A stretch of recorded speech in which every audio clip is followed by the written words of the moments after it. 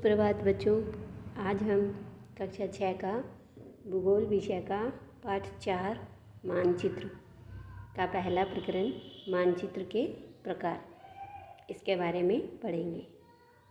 तो आपने देखा है, आपने अपनी सामाजिक के किताब में भी देखा है कि बहुत बार उसमें एक नक्शा दिया होता है जिसे हम क्या कहते हैं, मानचित्र। तो ये मानचित्र कई प्रकार के होते हैं। इससे पहले हम ये देख लेते हैं कि मानचित्र है क्या। आप पिछले अध्याय में ग्लोब के महत्व को समझ चुके हैं, पढ़ चुके हैं।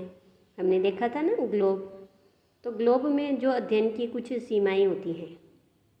जब हम पूरी पृथ्वी का अध्ययन करना चाहते हैं तब ग्लोब हमारे लिए काफ़ी उपयोगी साबित होता है।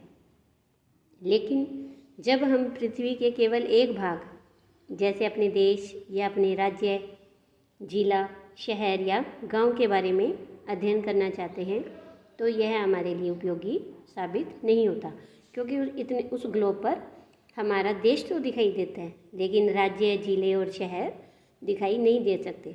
तो ऐसी स्थिति में हम क्या करते हैं? ऐसी स्थिति में हम मानचित्रों का उपयोग करते हैं। मानचित्र पृथ्वी की सतह या इसके एक भाग का पैमाने के माध्यम से चपटी सतह पर खींचा गया एक चित्र होता है, क्योंकि जो ग्लोब है वो तो गोल होता है, लेकिन मानचित्र क्या है? मानचित्र होता है वो एक ऐसी चपटी यानी चौकोर कागज़ पर या किसी भी वस्तु पर बनाया गया चित्र होता है। लेकिन एक गोलाकार सतह को पूरी तरह से चपटा करना असंभव है। क्या हम इस ग्लोब को अगर खोलें तो इसे खोलकर या काट कर कैसे भी इस तरह से चपटा कर सकते हैं? नहीं। तो मानचित्र हमारी ज़रूरतों के लिए आवश्यक है। कुछ मानचित्र एक छोटे क्षेत्र को और कुछ तथ्यों को दर्शाता है। दूसरे मानचित्र में एक बड़ी किताब की तरह तथ्य भी हो सकते हैं। जब बहुत से मानचित्रों को एक साथ रख दिया जाता है तब वो क्या बन जाता है? एटलस। एटलस बन जाता है। एटलस क्या करता है कि एटलस में विभिन्न प्रकारों, अलग अलग पैमानों से खींची गई मापों पर आधारित होता है। मानचित्रों से एक ग्लोब की अपेक्षा हमें ज़्यादा जानकारी प्राप्त होती है।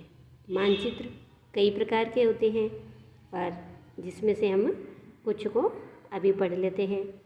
तो सबसे पहला हमारा मानचित्र का प्रकार है भौतिक मानचित्र।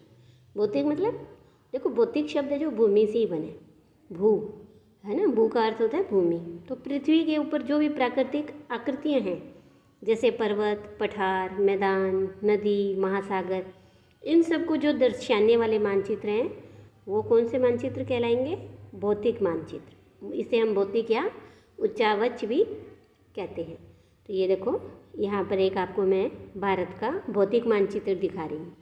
इससे क्या देखो, इसमें हमें ये पता लग रहा है कि ये नॉर्दर्न प्लेन यानी मैदानी भाग है, ये मरुस्थली भाग है, ठीक है, ये है पठारी भाग है, ये समुद्र तटीय जिसे कोस्टल प्लेन भी कहते हैं वो है, और ये हिमालय रेंज है ना। इस तरह से हमें ये किसके बारे में पता लग रहा है?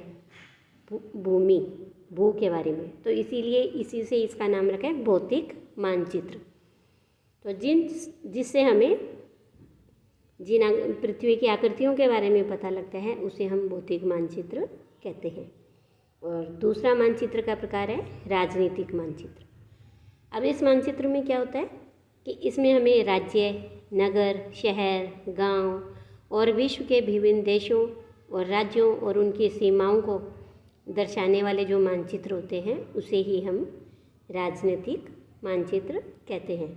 ये देखो कि यहाँ पर आपको एक भारत का ये राजनीतिक मानचित्र है। इसमें हमें अलग अलग राज्य और उनकी राजधानियों के बारे में पता लग रहा है। जैसे ये जम्मू कश्मीर, ये हमारा राजस्थान, गुजरात, पंजाब, हरियाणा, मध्य प्रदेश, इस तरह से ये अलग अलग सारे राज्य और उनके राजधानियाँ इसमें हमें दिखाई दे रही है। तो ये किस प्रकार का मानचित्र हुआ? ये हुआ राजनीतिक मानचित्र, ठीक है। तो जिससे हमें राज्य, शहर, गांव का पता लगे वो राजनीतिक मानचित्र, और जिसे भूमि की आकृतियाँ पता लगे वो भौतिक मानचित्र। इसके बाद आगे है एक और मानचित्र का प्रकार, थीमेटिक मानचित्र।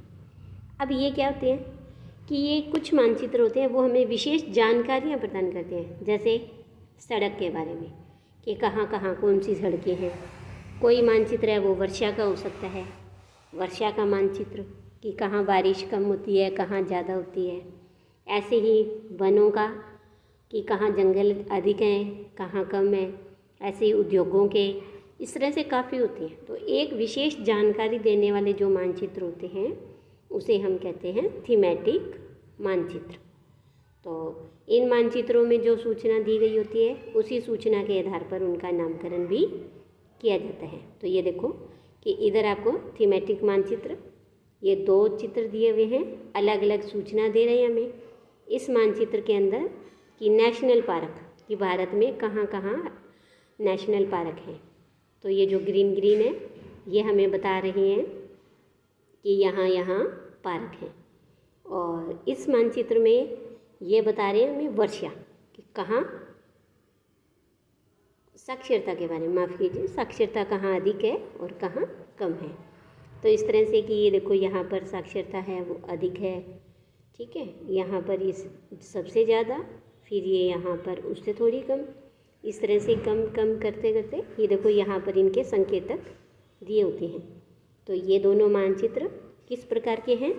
ये मानचित्र हुए हमारे थीमेटिक मानचित्र, एक विशेष सूचना देते हैं, जैसे इसमें नेशनल पार्क की और इसमें साक्षरता की। तो इस तरह से मानचित्रों के हमने 3 प्रकार पढ़े। पहला हमने देखा भौतिक मानचित्र जो भूमि के बारे में, उसकी प्राकृतिक आकृतियों के बारे में बताते हैं।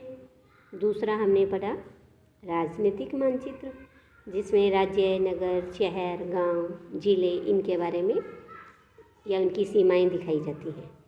और तीसरा हमने पढ़ा थीमेटिक जिसके अंदर एक विशेष प्रकार की सूचना दी होती है। तो इस तरह से हमने मानचित्रों के 3 प्रकार पढ़े। आज के लिए इतना ही, धन्यवाद।